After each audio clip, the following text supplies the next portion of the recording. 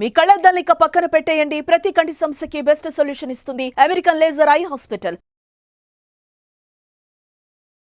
నమస్తే, welcome to Suman TV. ప్రస్తుతం మనతో పాటు ప్రముఖ వైద్యులు డాక్టర్ కిరణ్ గంగా ఉన్నారు. వారితో మాట్లాడదాం. డాక్టర్ గారు నమస్తే అండి. నమస్కారం. టైప్ 1 డయాబెటీస్ గురించి ఒక క్వశ్చన్ వచ్చింది సార్. ఏంటి అని అంటే, మా బాబుకి ఇట్లా డయాబెటీస్ ఉంది ప్రత్యేకించి.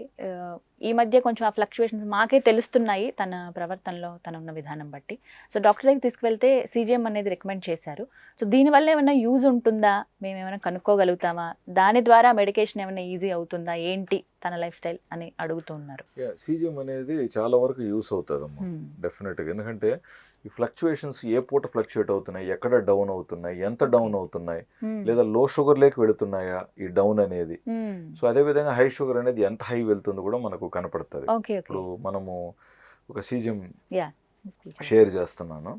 సో ఇందులో చూసినట్లయితే షుగర్ లెవెల్స్ 350 ఉన్నాయి.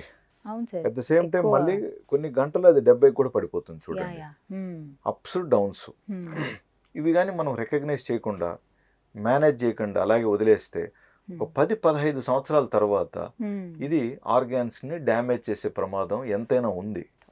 బట్ ఇప్పుడు CGM పెట్టిన తర్వాత ఈ ఫ్లక్చుయేషన్స్ కనపడ్డాయి కదా, తెలిసాయి. సో తెలిసిన తర్వాత వాటిని అలాగే వదిలేయం. ఇంకా ఇప్పుడు ఏం చేస్తాం, ఎక్కడైతే షుగర్స్ మరీ హై అవుతున్నాయో సో ఆ ముందు పూట కావాల్సిన ఇన్సులిన్ డోసుని మనం అడ్జస్ట్ చేసుకోబోతాం, అంటే పెంచుకోబోతాం.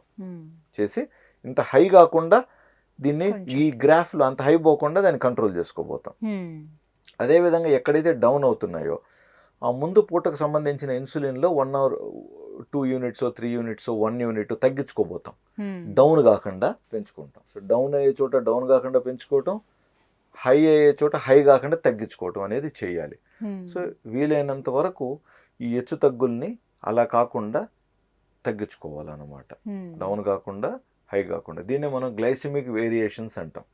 ఈ గ్లైసిమిక్ వేరియేషన్స్ అనేటివి ఎంత మినిమం ఉంటే అంత మంచిది. ఎంత మినిమం ఉంటే అంత మంచిది.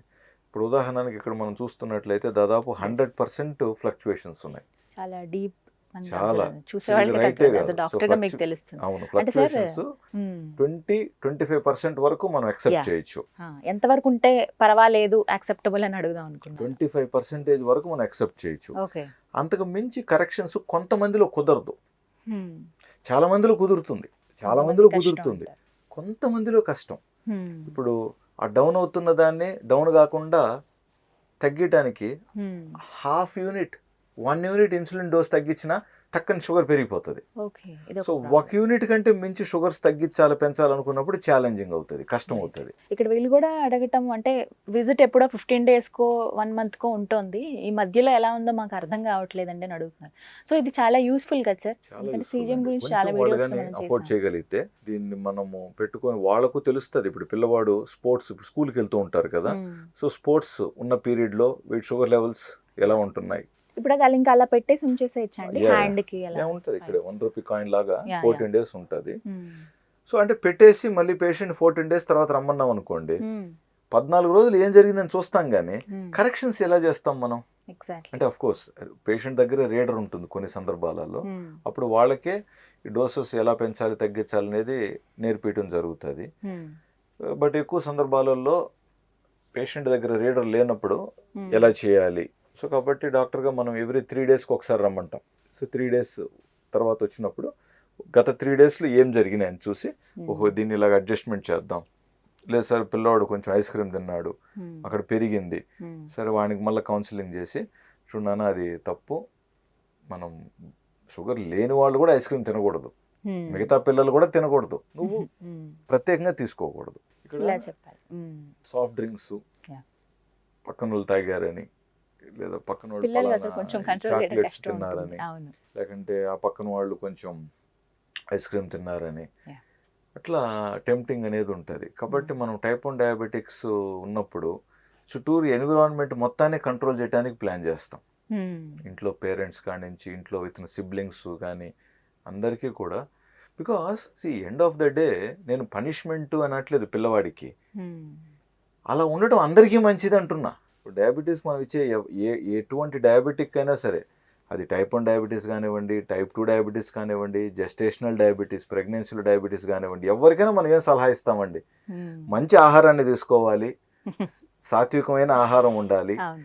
టైం సమయస్ఫూర్తితో తినండి, సమయస్ఫూర్తితో వ్యాయామం కానివ్వండి, శారీరక శ్రమ కానీ ఆచరించండి, టయానికి నిద్రపోండి, తప్పనిసరి మందులు ఏదైతే ఉన్నాయో తీసుకోవాల్సినవి అవి కరెక్ట్గా తీసుకోండి అంటున్నాం, అంతే కదా.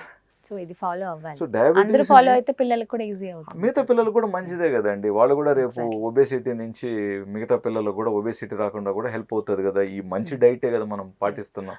అంటే ఇలా ఉన్నప్పుడు ప్రత్యేకించి లాంగ్ రన్ ఒకటి ఆలోచించాలా సార్? తర్వాత వెరీ ప్రాబ్లం ఇంపార్టెంట్ అవుతుందా? అండి, వెరీ ఇంపార్టెంట్. ఎప్పుడు కూడా మనము టైప్ 2 అయినా సరే, టైప్ 1 డయాబెటిక్ అయినా సరే, ఈవెన్ జెస్టేషనల్ డయాబెటీస్లో కూడా ప్రెగ్నెన్సీ టైంలో వచ్చినప్పుడు వాళ్ళకి మనం ట్రీట్మెంట్ ఇస్తూ ఉంటాం కదా, Yeah. ఆ ట్రీట్మెంట్లోనే వాళ్ళకి ఎక్స్ప్లెయిన్ చేస్తూ ఉంటాం, మీరు లైఫ్లో ఎప్పటికైనా సరే షుగర్ మానాలి, మీరు దయచేసి బెల్లం కూడా అవాయిడ్ చేయాలి.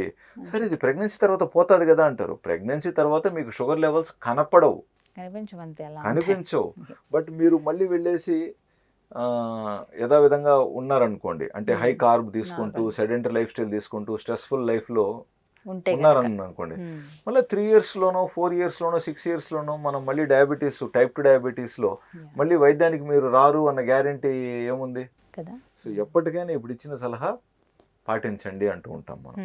అలా పాటించిన వాళ్ళలో నిజంగా వాళ్ళు మళ్ళీ షుగర్ లెవెల్స్ పెరిగాయి అని రావటం చాలా వరకు ఉండట్లేదు. సో సిజిఎం అనేది చాలా యూస్ఫుల్ ఉంటుంది ఐడెంటిఫై చేయడానికి, సమస్యలను మనం ఐడెంటిఫై చేసుకొని ఆ హెచ్చు తగ్గులన్నింటినీ ఎంతవరకు కట్ చేయగలుగుతాం, డైట్తో కట్ చేయగలిగినవి డైట్తో కట్టింగ్ చేసేస్తాము, మందులతో అడ్జస్ట్ చేయాల్సినవి మందులతో అడ్జస్ట్ చేయాలి, రైట్. ఫిజికల్ యాక్టివిటీతో మేనేజ్ చేయగలిగినవి ఫిజికల్ యాక్టివిటీతో కూడా మనం మేనేజ్ చేయాలి. ఇప్పుడు ముఖ్యంగా ఉదాహరణకు అనుకుందాం, ఇప్పుడు పిల్లవాడు ఎక్సర్సైజ్ చేయట్లేదండి, స్కూల్కి వెళ్తున్నాడు, బిజీగా ఉన్నాడు, ప్రత్యేకంగా ఎక్సర్సైజ్కి టైం లేదు అనుకుందాం.